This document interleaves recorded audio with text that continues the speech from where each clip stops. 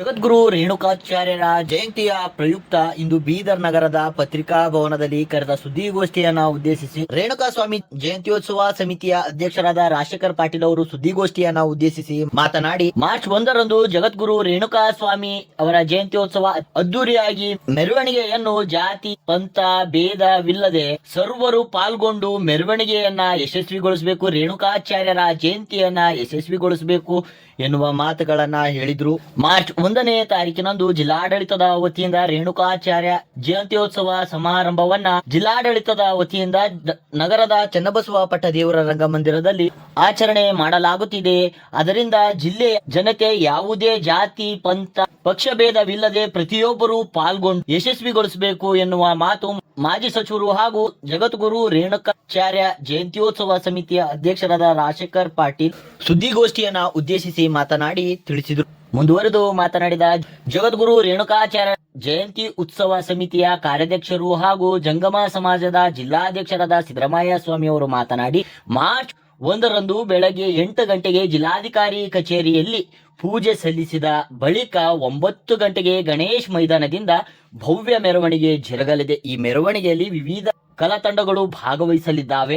ಈ ಮೆರವಣಿಗೆ ಹರಳೆಯ ವೃತ್ತ, ಶಿವಾಜಿ ವೃತ್ತ, ಬಸವೇಶ್ವರ ವೃತ್ತ ಮಾರ್ಗವಾಗಿ ಅಂಬೇಡ್ಕರ್ ವೃತ್ತದಿಂದ ಡಾಕ್ಟರ್ ಚನ್ನಬಸವ ಪಟ್ಟದೇವರ ರಂಗಮಂದಿರಕ್ಕೆ ತಲುಪಿ ವೇದಿಕೆ ಕಾರ್ಯಕ್ರಮ ಜರುಗಲಿದೆ. ಈ ವೇದಿಕೆ ಕಾರ್ಯಕ್ರಮದಲ್ಲಿ ಸಾಂಸ್ಕೃತಿಕ ಕಾರ್ಯಕ್ರಮಗಳು, ಅತಿಥಿ ಗಣ್ಯರಿಗೆ ಸನ್ಮಾನ ನಡೆಯಲಿದೆ ಎಂದು ತಿಳಿಸಿದ್ರು. ಹಾಗೆ ಜಿಲ್ಲೆಯ ಎಲ್ಲಾ ಜನರು ಜಾತಿ ಮತ ಪಂಥ ರಾಜಕೀಯವನ್ನ ತೊರೆದು ಈ ಕಾರ್ಯಕ್ರಮದಲ್ಲಿ ಜಗದ್ಗುರು ರೇಣುಕಾಚಾರ್ಯರ ಜಯಂತ್ಯೋತ್ಸವದಲ್ಲಿ ಪಾಲ್ಗೊಂಡು ಯಶಸ್ವಿಗೊಳಿಸಬೇಕೆಂದು ತಿಳಿಸಿದರು. ಈ ಸುದ್ದಿಗೋಷ್ಠಿಯಲ್ಲಿ ಗಂಗಾಧರ್ ಶಾಸ್ತ್ರಿ, ಅಮರೇಶ್ ಸ್ವಾಮಿ, ಮಲ್ಲಿಕಾರ್ಜುನ್ ಮಾಶೆಟ್ಟಿ, ಶ್ರೀಕಾಂತ್ ಸ್ವಾಮಿ, ಅಬ್ದುಲ್ ಮನ್ನನ್ ಸೇಠ್, ವೈಜಿನಾಥ್ ಯನಗುಂದೆ, ರೇವಣ ಸಿದ್ದಯ್ಯ ಸ್ವಾಮಿ ಸೇರಿದಂತೆ ಅನೇಕ ಜನರು ಪತ್ರಿಕಾಗೋಷ್ಠಿಯಲ್ಲಿ ಉಪಸ್ಥಿತರಿದ್ದರು.